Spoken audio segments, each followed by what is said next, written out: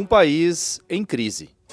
A Alemanha enfrenta uma série de desafios e o mais veemente deles, no momento, é político. Com um governo que colapsou em novembro, novas eleições federais foram convocadas. Em fevereiro, os alemães vão às urnas em um pleito antecipado, que deveria ocorrer apenas em setembro de 2025. Social-democratas do chanceler Olaf Scholz, verdes e liberais governaram juntos por 3 anos, depois das eleições de setembro de 2021. No início, a coalizão, composta por espectros bem diferentes, até que conseguiu governar de forma harmônica. Mas as diferenças se sobrepuseram, especialmente quando o dinheiro falou mais alto.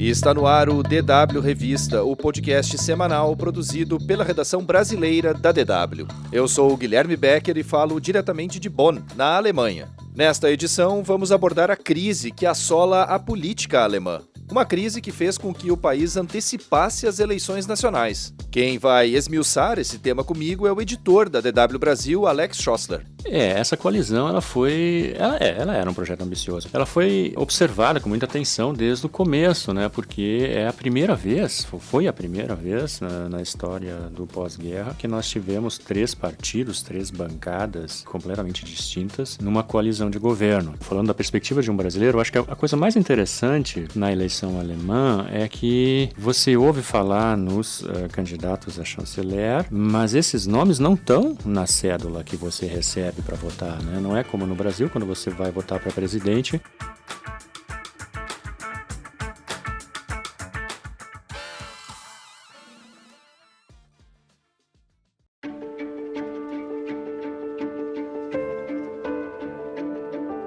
O descontentamento e a decepção são bastante evidentes. Nas ruas é possível ouvir os alemães questionando a política e os partidos tradicionais, algo que já vinha acontecendo em diversos outros países mundo afora, mas que agora parece ter mais força aqui. E esse é um sentimento estranho em se tratando de uma das mais poderosas e consistentes democracias do mundo.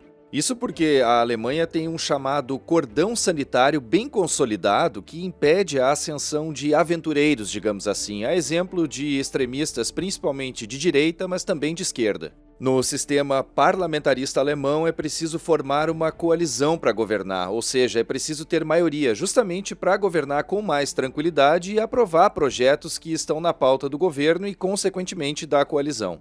E, como eu falei, como só se governa com maioria, isso dificulta a ascensão e a consequente participação de partidos e políticos populistas no governo. Alex, agora explica pra gente como e por que o atual governo alemão se esfacelou depois de 3 anos. Bom, eu acho que a principal questão aqui realmente é que nós tínhamos 3 partidos diferentes, né, com posicionamentos políticos muito distintos. 2 partidos de centro-esquerda, o SPD e o Partido Verde, e um partido, tradicionalmente de direita, o Partido Liberal, com os partidos de centro-esquerda tentando impor uma agenda mais social, em aposentadorias, a questão das crianças, de ajuda para as famílias, e o Partido Liberal tentando impor um limite de gastos. Essas 2 coisas são conflitantes. E enquanto houve dinheiro, tudo rolou bem. Mas a partir do momento que teve aquela decisão da Justiça da Suprema Corte de que não podia usar os 60 bilhões de euros que haviam sido obtidos para combater a pandemia, não podia usar esse dinheiro em outras coisas, ali foi o momento em que realmente a coalizão foi posta à prova. Mas esse foi o segundo momento. Eu acho que teve um primeiro momento também que foi o início da guerra na Ucrânia. Quer dizer, essa coalizão ela começa numa situação completamente diferente, né? E aí, depois de poucos meses, 3, 4 meses, inicia a guerra. E aquele foi o primeiro grande teste da coalizão. Você teve daí inflação, você teve que diminuir, reduzir ou acabar com a dependência de energia da Rússia, que eu até acho que esse governo fez muito bem. Mas ali foi já o primeiro momento em que as diferenças começaram a aparecer. Alex, agora cá para nós, essa coalizão não era um projeto um tanto ambicioso desde o início, em se tratando de partidos com visões políticas tão diferentes? Essa coalizão, ela era um projeto ambicioso. Ela foi observada com muita atenção desde o começo, né? Porque foi a primeira vez na história do pós-guerra que nós tivemos 3 partidos, 3 bancadas completamente distintas numa coalizão de governo. E eu digo 3 bancadas porque muitas vezes se esquece que os partidos conservadores são 2, né? A CDU e a CSU. Então, os governos da Angela Merkel, por exemplo, também foram governos de 3 partidos. Mas como os partidos conservadores formam uma bancada e são percebidos como um partido só, essa foi de fato a primeira vez que nós tivemos 3 bancadas distintas, 3 partidos completamente diferentes num governo. Bom, muitas pessoas falaram isso não vai dar certo, mas também teve questões que aproximaram os partidos. A própria questão da guerra, eu acho que eles tiveram um posicionamento semelhante ali. O Partido Verde é hoje muito mais um partido de centro do que ele já foi, né, de centro-esquerda, do que ele tradicionalmente era. Eu acho que isso também, de uma certa forma, também é um partido com posicionamentos liberais na questão dos direitos fundamentais. Isso aproxima o Partido Verde e o Partido Liberal, até mesmo disputam o mesmo público, né? Tinha algumas coisas que eram parecidas no começo, mas como eu já disse antes, quando acabou o dinheiro, as brigas se impuseram e aí, de fato, foi o esfacelamento dessa coalizão. Alex, voltando um pouco à guerra na Ucrânia, esse conflito também foi um fator que afetou profundamente esse governo, né? A invasão russa fez com que a Alemanha entrasse em uma crise energética, já que boa parte do setor de energia era abastecido por gás vindo da Rússia por meio de gasodutos construídos em governos anteriores. E aí eu te pergunto, como é que a energia impactou a saúde política dos alemães e levou o povo a sofrer com inflação depois de décadas? A inflação foi de fato um grande problema e um grande desafio, porque quando começa a guerra na Ucrânia, o primeiro efeito na população alemã é a inflação, né, junto com a insegurança que essa guerra muito próxima daqui cria. Mas essa inflação, como ela teve ali, ela era uma coisa que de fato já fazia algum tempo que não existia mais. A dificuldade adicional é que você tinha que combater a inflação causada pelo aumento da energia e, ao mesmo tempo, se livrar da dependência energética da Rússia, né, do gás barato da Rússia. Você tinha que procurar esse gás em outro lugar. E eu acho que o governo fez isso tudo muito rápido e a inflação realmente foi contida. Mas, claro, teve inflação, a gente percebe isso no dia a dia, eu percebo isso, tu percebe? Preço do pão, do leite, da manteiga, também de serviços. Ficou um aumento de preços que está até hoje, que existe essa percepção entre as pessoas, as coisas estão mais caras. Hoje eu acho que isso teve um efeito também para esse governo, foi ruim, mas apesar de que a gente tem que dizer que essa situação foi criada por um fator externo, qualquer governo teria enfrentado essa mesma dificuldade, e eu acho que na verdade o governo conseguiu lidar até muito bem com isso, mas a impressão que ficou foi a inflação. Antes de seguir com esse episódio, eu queria lembrar que o DW Revista pode ser acessado por meio de plataformas como o Spotify, onde basta procurar pela playlist DW Revista. Além disso, tem no Deezer, iTunes, Google Home e Alexa. Em tablets ou celulares, é só baixar o aplicativo Google Assistente para Android ou iOS.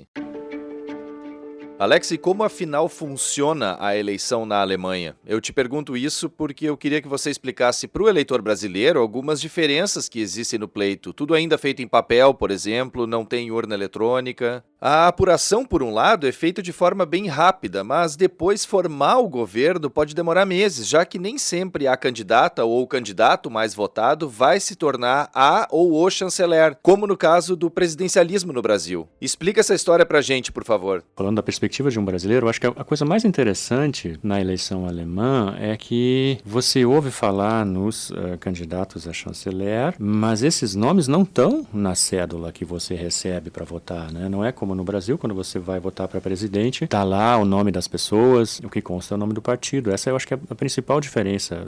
Não existe um voto direto para o chanceler. Você elege o parlamento. A ideia é que você vota num partido, e aí, a partir do percentual de votos nos partidos, são definidas o tamanho das bancadas no parlamento, e aí depois o parlamento é que vota e escolhe o chanceler. Então, quando os partidos anunciam os seus candidatos a chanceler, eles estão, na verdade, só comunicando para o eleitor, olha, na hora da votação, se nós formos o partido que vai indicar o chanceler, é esta pessoa aqui. Mas o nome dela não está na cédula. O outro aspecto é que cada eleitor alemão tem 2 votos. O primeiro voto é o voto direto, é o voto do mandato direto, direct mandato, onde você vota numa pessoa ali do seu distrito. E o segundo voto é o voto no partido. Esse é o voto que vai definir as maiorias, as bancadas no parlamento. E uma outra diferença também é o voto em papel, né? Você recebe 2 cédulas, preenche, faz o seu X, coloca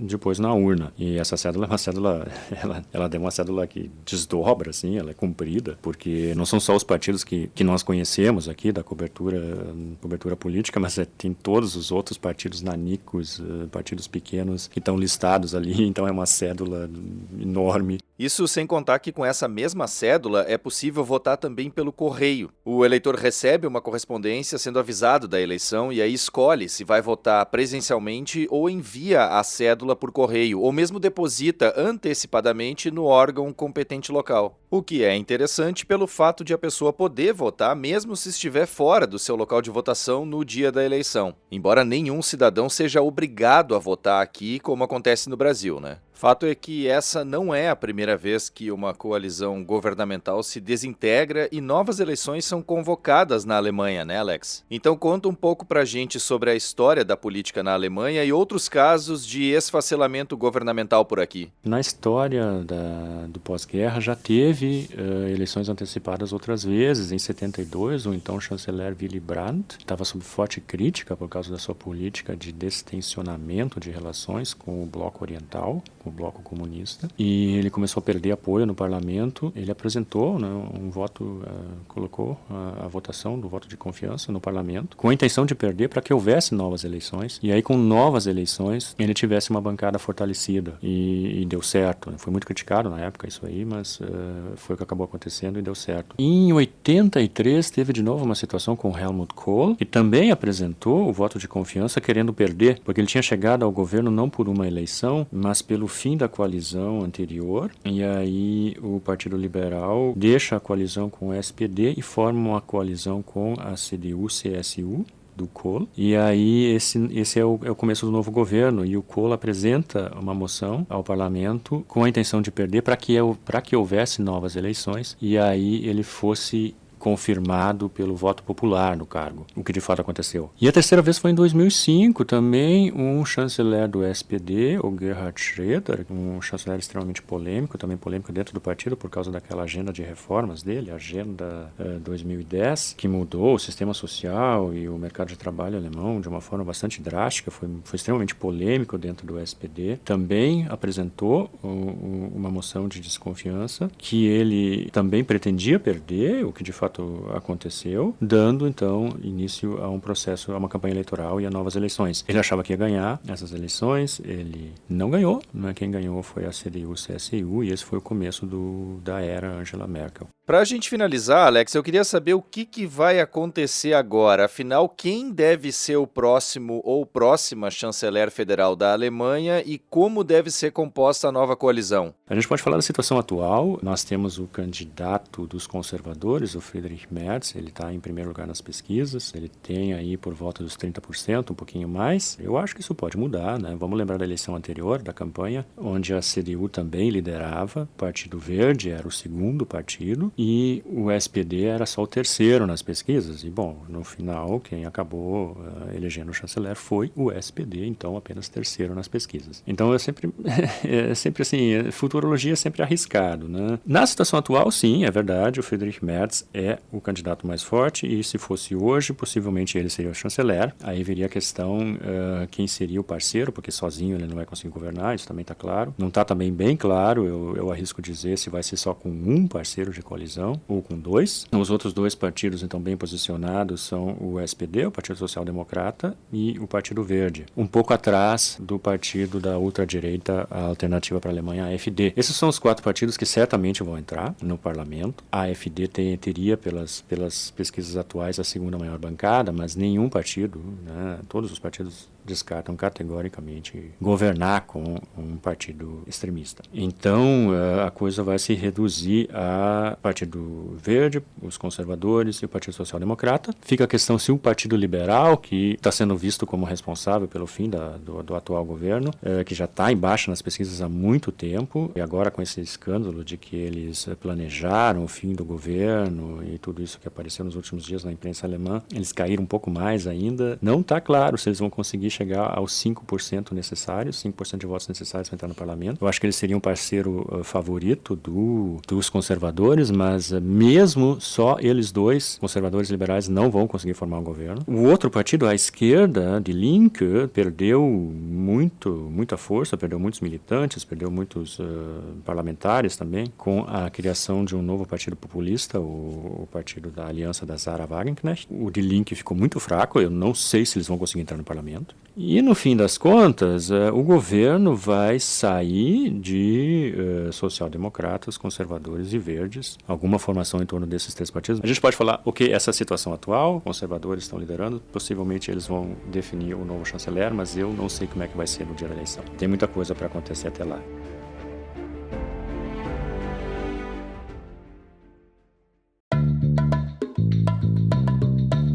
A edição desta semana do DW Revista, que é uma produção da DW em Bonn, na Alemanha, fica por aqui. Fica aqui também meu muito obrigado ao Alex Schossler pelas informações compartilhadas neste episódio. Mais conteúdos você encontra no nosso site dw.com/Brasil e também no canal da DW Brasil no YouTube. A produção, a apresentação e edição técnica do DW Revista são minhas, Guilherme Becker. A revisão final é da Érica Cocai e a coordenação é do Rafael Plezan. O DW Revista volta na sexta-feira que vem. Obrigado por acompanhar a gente e um bom final de semana.